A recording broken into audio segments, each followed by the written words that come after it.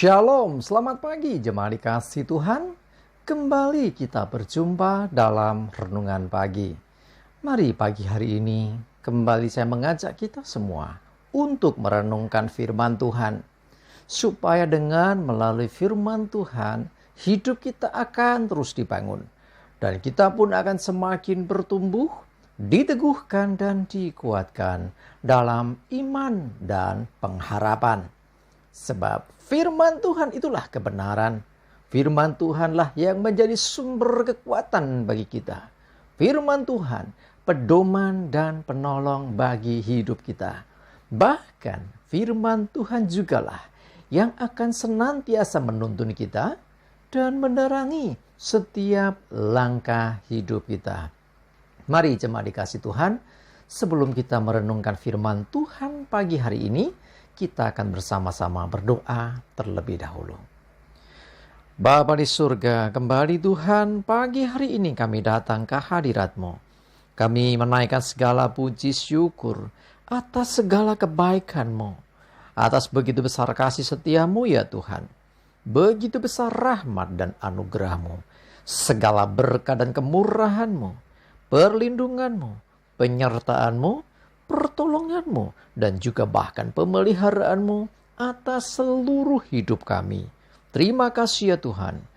Dan pagi hari ini kembali kami mau merenungkan firman-Mu.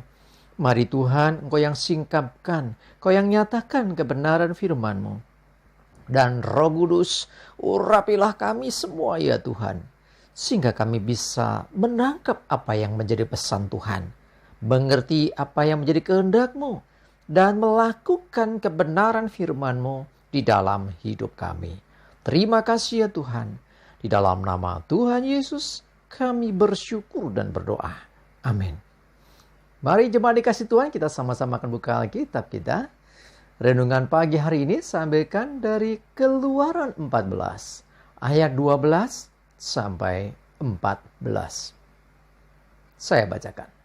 Bukankah ini telah kami katakan kepadamu di Mesir?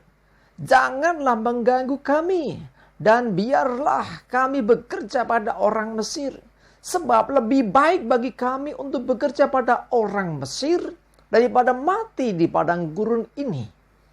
Tetapi berkatalah Musa kepada bangsa itu, janganlah takut, berdirilah tetap, dan lihatlah keselamatan dari Tuhan yang akan diberikannya hari ini kepadamu.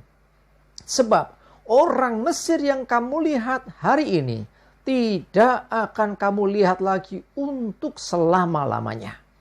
Tuhan akan berperang untuk kamu dan kamu akan diam saja. Jemaat dikasih Tuhan, kisahnya tentang bangsa Israel setelah keluar dari Mesir.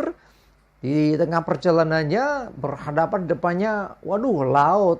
Lautnya berau, di belakangnya tentara Mesir mengejar mereka. Timbul ketakutan, timbul kepanikan. Yang tadinya waktu keluar dengan sukacita dari tanah Mesir, tiba-tiba menghadapi masalah dan mulailah mereka bersungut-sungut. Mulailah mereka menyalahkan. Bahkan dikatakan kalau di ayat sebelumnya, apakah di Mesir kurang kuburan gitu loh. Jadi intinya mereka ini istilahnya nggak siap untuk masuk ke padang gurun. Mereka sudah terlalu nyaman dengan Mesir. Yang terjadi adalah zona nyaman itu membuat mereka tidak cukup kuat untuk menghadapi tantangan. Mentalnya masih mental budak. Di mana mereka yang penting dapat makan lah, yang penting tetap hidup lah.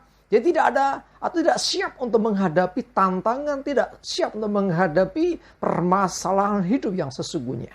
Jemaat dikasih Tuhan.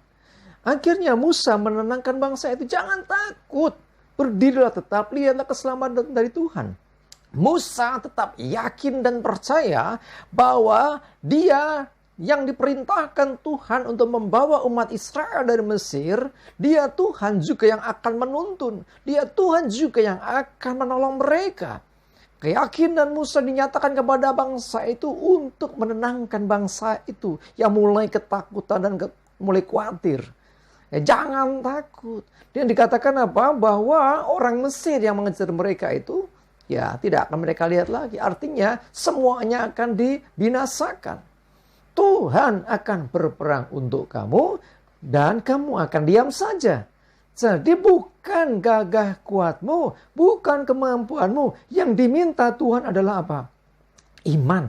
Yang diminta Tuhan percaya saja. Karena sesungguhnya Tuhan yang akan bertindak. Tuhan yang telah membawa bangsa Israel keluar dari Mesir. Tuhan juga yang akan menyelamatkan mereka dari ancaman tentara Mesir yang mengejar mereka.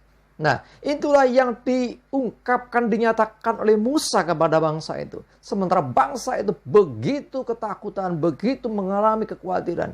Bangsa itu seakan-akan lupa bahwa sudah banyak perkara-perkara ajaib yang mereka saksikan sendiri pada waktu mereka masih di Mesir. Bagaimana tulah-tulah itu terjadi. Bagaimana Tuhan menuntun mereka sejauh ini. Baru menghadapi satu masalah, mereka sudah mulai kehilangan percaya. Sekali lagi mental mereka belum terbentuk. Mental mereka masih mental budak. Ya, budak itu nggak mau ambil risiko. Yang penting aku lakukan bagianku. Yang penting aku nyaman di sini. Yang penting aku hidup di sini. Itulah mental budak yang tidak siap menghadapi tantangan. Jemaat dikasihi Tuhan, coba perhatikan bagaimana dengan hidup kita. Beranikah kita meninggalkan zona nyaman, mengikuti tuntunan Tuhan?